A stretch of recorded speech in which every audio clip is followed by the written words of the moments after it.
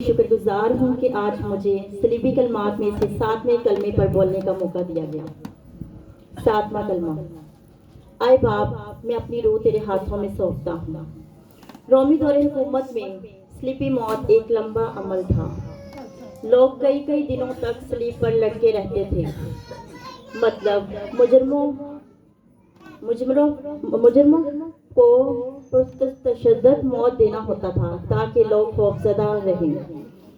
اگر کوئی خاص دن ہوتا تھا تو اگلے دن مجرموں کی ٹانگیں توڑ دی جاتی تھیں تاکہ اگلے دن وہ صلیب پر لٹکے نہ رہیں، کیونکہ اگلے دن سبت کا دن تھا۔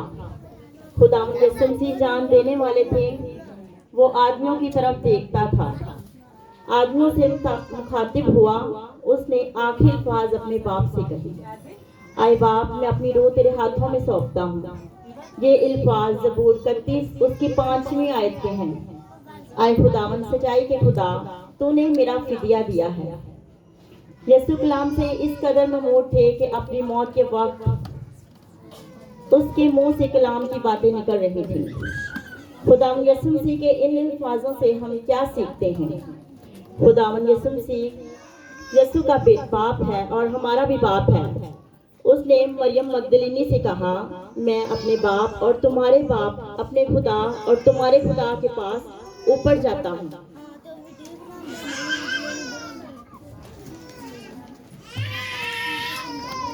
مسیح یسوع پر ایمان رکھنے کے وسیلہ سے ہم اس کے بیٹے اور بیٹیاں ہیں اور تمام نسل انسانی کا باپ ہے۔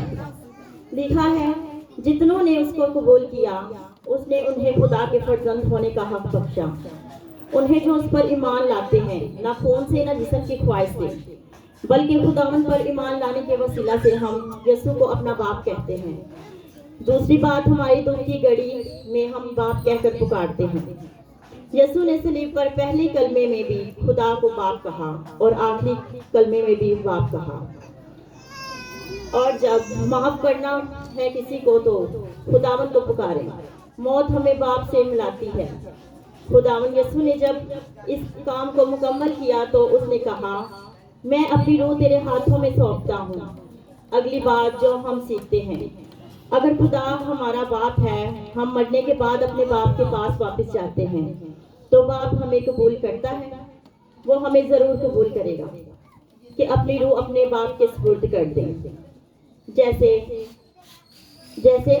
اسٹیفنس نے پتھر کھاتے ہوئے کہا: خداوند یسوع، میری روح کو قبول کر۔ آئیے دیکھتے ہیں ہمیں کیا کرنا ہے۔ جب ذہنی اور جسمانی دکھوں نے آپ کو گھیر رکھا ہو تو دعا کریں۔ آئے باپ کہنا نہ چھوڑیں۔ کیا ایک بچہ جب کمرے میں اکیلا ہو، اندھیری رات ہو تو اپنے باپ کو نہیں پکارتا؟ کیا باپ کا دل اس کی طرف نہیں کھینچا جاتا؟ اپنے آپ کو ایمان سے خدا کے سپرد کریں۔ جب صبح اٹھتے ہی اپنے آپ کو خداوند کی حفاظت میں دیں گے،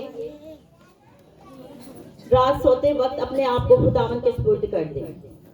جب ہم اپنے آپ کو خداوند کے سپرد کرتے ہیں تو وہ ہماری حفاظت کرتا ہے۔ خدا ان کو اس طریقے کے ساتھ اجر دیتا ہے جو وہ نہیں جانتے۔ خداوند کی حضوری کو محسوس کریں۔ یسوع نے کہا: آئے خداوند، میں اپنی روح تیرے ہاتھوں میں سونپتا ہوں۔ یسوع جانتے تھے کہ خداوند وہاں موجود ہے۔ جس طرح مرغی اپنے بچوں کو چھپا لیتی ہے، اسی طرح خداوند بھی ہماری حفاظت کرتا ہے جب ہم اپنے آپ کو اس کے سپرد کر دیتے ہیں۔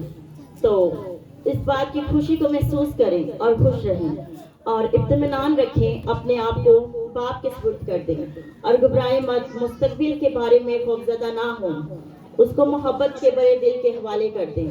خداوند آپ سب کو برکت دے، آمین۔